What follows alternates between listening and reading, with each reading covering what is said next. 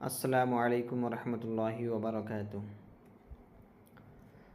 आइए औरत की ज़िंदगी के 4 दौर पढ़ते हैं। औरत की ज़िंदगी के रास्ते में यूँ तो बहुत से मोड़ आते हैं, मगर उसकी ज़िंदगी के 4 दौर ख़ास तौर पर काबिल ज़िक्र हैं। पहला, औरत का बचपन। दूसरा, औरत बालिग होने के बाद। तीसरा, औरत बीवी बन जाने के बाद। चौथा, औरत माँ बन जाने के बाद। अब हम औरत के उन चारों ज़मानों का और उन वक्तों में औरत के फ़राइज़ और उनके हुकूक का मुख्तसर तज़किरा साफ़ साफ़ लफ्ज़ों में तहरीर करते हैं, ताकि हर औरत उन हुकूक व फ़राइज़ को अदा करके अपनी ज़िंदगी को दुनिया में भी खुशहाल बनाए और आखिरत में भी जन्नत की लाजवाल नेमतों और दौलतों से सरफराज होकर माला माल हो जाए। अब औरत का बचपन, जो पहला दौर है, उसे बेहतरीन तरीके से समझते हैं। औरत बचपन में अपने माँ बाप की प्यारी बेटी कहलाती है। उस ज़माने में जब तक वो नाबालिग बच्ची रहती है, शरीयत की तरफ से ना उस पर कोई चीज़ फ़र्ज़ होती है, ना उस पर किसी किस्म की ज़िम्मेदारियों का कोई बोझ होता है। जब भी इंसान बच्चा या बच्ची हो, नाबालिग रहते हैं, तो उस वक्त शरीयत की तरफ से उस पर कोई चीज़ फ़र्ज़ नहीं होती है और ना ही किसी किस्म की ज़िम्मेदारियाँ उस पर होती हैं। वो शरीयत की पाबंदियों से बिल्कुल आज़ाद रहती है और अपने माँ बाप की प्यारी और लाडली बनी बेटी बनी हुई खाती पीती पहनती उड़ती और हंसती खेलती रहती है, क्योंकि उसे कोई चीज़ की परवाह नहीं होता है, ना उस पर कोई चीज़ की ज़िम्मेदारी होती है और ना ही उस पर शरीयत की कोई चीज़ अभी कोई बात फ़र्ज़ है।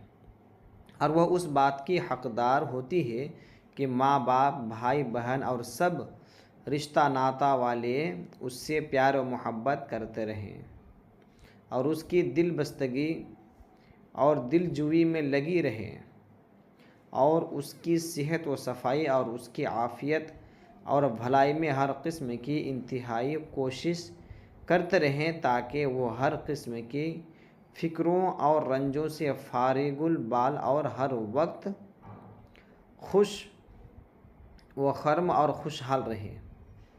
जब वह कुछ बोलने लगे तो माँ बाप पर लाजिम है कि उसको अल्लाह व रसूल सल्लल्लाहु तआला अलैहि वसल्लम का नाम सुनाए, फिर उसको कलमा वग़ैरह पढ़ाए।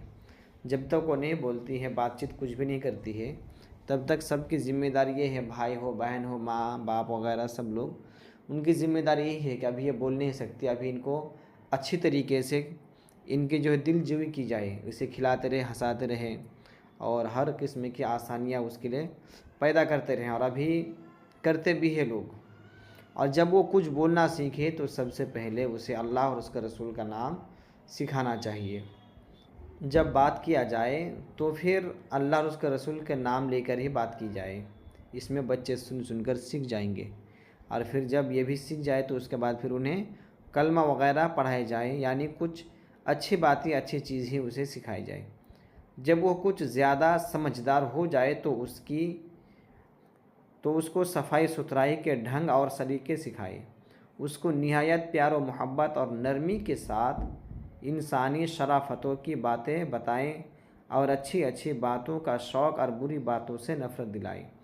यानी ये चीज़ हर इंसान को, हर माँ को ये करनी चाहिए कि जब बेटी अभी छोटी ही है, जब बच्ची छोटी है, तो उसी वक्त से साफ़ सफाई के बारे में बताई जाए। उसके बाद बुरी अल्फाजों से, बुरे कामों से नफ़रत दिलाई जाए और अच्छे कामों की आदत डाली जाए। ये हर माँ बाप की ज़िम्मेदारी है। बुरी बातों से दूर रखी जाए और अच्छी अच्छी बातों का उन्हें शौक़ दिलाया जाए, ताकि बड़े होने के बाद वो बुरे कामों से नफ़रत करें और फिर अच्छे कामों में लगे रहें। जब पढ़ने के काबिल हो जाए तो सबसे पहले उसको कुरान शरीफ पढ़ाएं। ये अल्लाह की किताब है, सबसे पहले उन्हें अल्लाह की किताब ही पढ़ानी चाहिए। जब कुछ और ज़्यादा होशियार हो जाए तो उसको पाकी व नापाकी, वज़ू व गुस्ल वग़ैरह का इस्लामी तरीक़े बताएं, है ना। जब वो कुछ बड़ी हो गई और भी यानी बातों का अब समझ सकती है, 6 साल 8 साल की हो गई, तब उन्हें अब पाकी नापाकी के बारे में बताया जाए। जैसे पेशाब नापाक है उससे बचना, गोबर वगैरह जो भी नजीस चीज़ है उन सब चीज़ों से उनको बचने की ताकीद की जाए। और वज़ू का तरीका बताया जाए, गुस्ल करने का सही तरीका वो बताया जाए जो इस्लामी तरीका है, कहाँ पर गुस्ल करना चाहिए कहाँ पर नहीं करना चाहिए। ये सब बातें बचपन ही से बच्चियों को बताना चाहिए और हर बात और हर काम में उसको इस्लामी आदाब से आगाह करते रहें। चाहे कोई भी काम हो, चलने फिरने उठने बैठने हंसी मजाक में, हर काम में उनको बताना चाहिए कि जो इस्लामी तरीका है जो इस्लामी आदाब है उसी तरीके से उनको बात करने की तरगीब दी जाए। जब वो 7 बरस की हो जाए तो उसको नमाज वग़ैरह ज़रूरियात दीन की बातें तालीम करें और पर्दा में रहने की आदत सिखाएं। कितने साल की, जब वो 7 साल की हो जाए तो फिर उन्हें नमाज के बारे में बताया जाए। और जो ज़रूरियात दीन है जैसे हुज़ूर सल्लल्लाहु अलैहि वसल्लम को अल्लाह के नबी मानना और इल्म गैब के बारे में तस्लीम करना कि हुज़ूर सल्लल्लाहु अलैहि वसल्लम को गैब की ख़बर है वग़ैरह, और हुज़ूर सल्लल्लाहु अलैहि वसल्लम ज़िंदा है वग़ैरह। और भी जो भी ज़रूरियात दीन है जैसे नमाज फ़र्ज़ है, रोज़ा फ़र्ज़ है, हज ज़कात वग़ैरह फ़र्ज़ है, ये सब को मानना ये सब ज़रूरियात दीन में से है। ये सब बातों को मानना, ये सब के बारे में सिखाई जाए। और बर्तन धोने, खाने पीने, परवाने और छोटे मोटे घरेलू कामों का हुनर बताएं और अमली तौर पर उससे ये सब काम लेते रहें। उन्हें बताना भी चाहिए, सिखाना भी चाहिए, दिखाना भी चाहिए। खाना कैसे बनाया जाता है, खाना खाने के इस्लामी तरीका क्या है, उसके बाद छोटे मोटे जो घरेलू काम है वो सब भी उनको दिखाना भी चाहिए और उन्हें सिखाना भी चाहिए, कभी कभी उनको कराना भी चाहिए ताकि वो जल्द काम सीख जाए। कभी कभी ऐसा काम लेते रहें और उसकी काहली और बेपरवाही और शरारतों पर रोक टोक करते रहें। अब बचपना में हर कोई आदमी, चाहे लड़का हो या लड़की हो, वो शरारत करते ही हैं, लेकिन अगर शरीयत के ख़िलाफ़ ऐसे कोई शरारत करे, ऐसे कोई बातें बोलें, तो उन्हें फिर वो सब बातों से रोकना चाहिए, मना करना चाहिए, रोक टोक करते रहना चाहिए।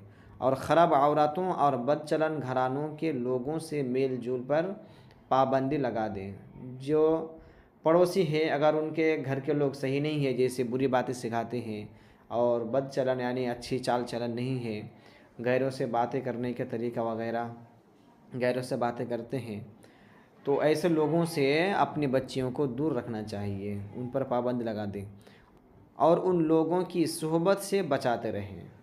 उनके सोहबत से यानी उनके पास उठने बैठने खाने पीने उनके साथ जाने ही से पाबंद लगा दें। जो बदचलन जो ख़राब औरतें हैं, आशिकाना अशार और गीतों और आशिकी माशूकी के मज़ामीन की किताबों से, गाने बजाने और खेल तमाशों से दूर रखें ताकि बच्चियों की इखलाक व आदत और चाल चलन ख़राब ना हो जाए। अभी जो लड़कियां ज़्यादा बिगड़ती हैं तो आशिकी अशार से, उसके बाद जो टीवी मोबाइल वगैरह सब कुछ हो गए हैं, तो ये सब फिल्म वगैरह देख के उनके दिलों में एक से एक बुरा वसवसा शैतान डाल देता है।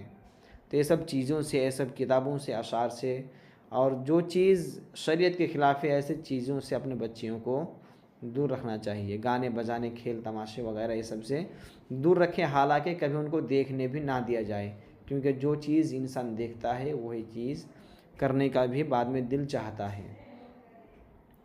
इसीलिए ताकि बच्चों की अखलाक व आदत और चाल चलन ख़राब ना हो। जब तक बच्ची बालिग ना हो जाए उन बातों का ध्यान रखना हर माँ बाप का इस्लामी फ़र्ज़ है। अगर माँ बाप अपने उन फ़राइज़ को पूरा ना करेंगे तो वो सख्त गुनहगार होंगे। यानी जब तक वो बालिग नहीं हो जाती है तब तक ये सब काम, अभी जो भी किताब में आपने पढ़ा या फिर सुना, तो ये सारे काम किस पर ज़रूरी है? माँ बाप पर। उनके जो बड़े हैं, जैसे माँ है, बाप है, बड़ा भाई बहन है, उन लोगों पर ज़रूरी है कि जो छोटे बच्चे हैं उनको अच्छे बातें सिखाई जाए और बुरी बातों से रोका जाए, है कि नहीं? और बुरी बातों से उनको नफ़रत दिलाई जाए और उनके सामने भी अच्छी अच्छी ही बातें करनी चाहिए। टीवी वगैरह और मोबाइल, अभी जो बच्चों में ये जो ज़्यादा आदतें लग जाती है, ये इसके पीछे क्या रीज़न है? यही है कि माँ बाप उनके सामने मोबाइल चलाते देखते हैं तो बच्चे भी देख देख के सीख जाते हैं। अगर माँ बाप उनके सामने मोबाइल नहीं चलाएंगे या मोबाइल चलाएंगे तो नात शरीफ वगैरह ही सुनेंगे, तकरीर वगैरह सुनेंगे, बुरी चीज़ों में, बुरे काम में इस्तेमाल नहीं करेंगे, तो बच्चे भी इंशाअल्लाह उनको देख देख कर वही चीज़ में जाएंगे, वो भी बुरी चीज़ें में नहीं जाएंगे। लिहाजा जब तक बालिग नहीं हो जाए तब तक माँ बाप पर यह फ़र्ज़ है कि अपने बच्चियों का ख्याल रखें, यानी हर बुरी आदतों से दूर रखें और अच्छे चीज़ों में आदत डालें। ठीक है, आप लोग दुआ में याद रखिए। अस्सलामु अलैकुम व रहमतुल्लाहि व बरकातुहू।